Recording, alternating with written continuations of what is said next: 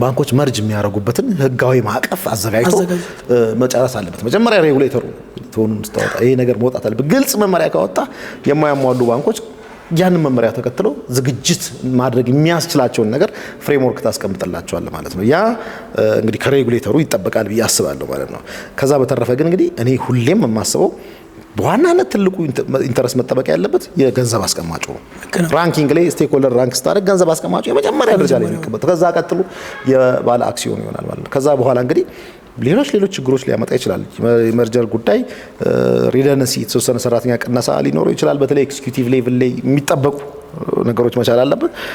እንደዚያ ነገሮች ማምጣቱ አይቀርም። ነገር ግን ደግሞ ማወቅ ያለብን ኢትዮጵያ ገና ባንኪንግ ዘርፉ እኔ ሁሌም አርጊው ማድረገው ገና አንባንክድ የሆነ ሶሳይቲ ነው።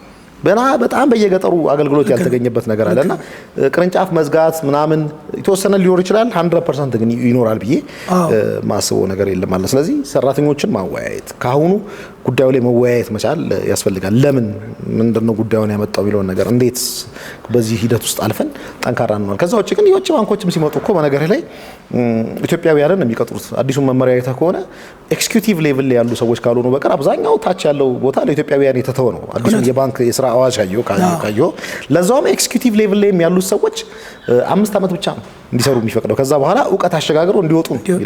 ስለዚህ ብዙ ጥበቃዎች ያለው ነው። ስለዚህ አዲስ የሚመጡት ባንኮችም ለብዙ ኢትዮጵያውያን የስራ እድል የሚፈጥሩ ነው። ስለዚህ ባለሙያ ሆነ እስከተገኘ ድረስ አዳዲሶቹን ባንኮች ላይ መግባት የምትችልበት ሁኔታ ነው የሚኖረው ማለት ነው። በጣም ጥሩ።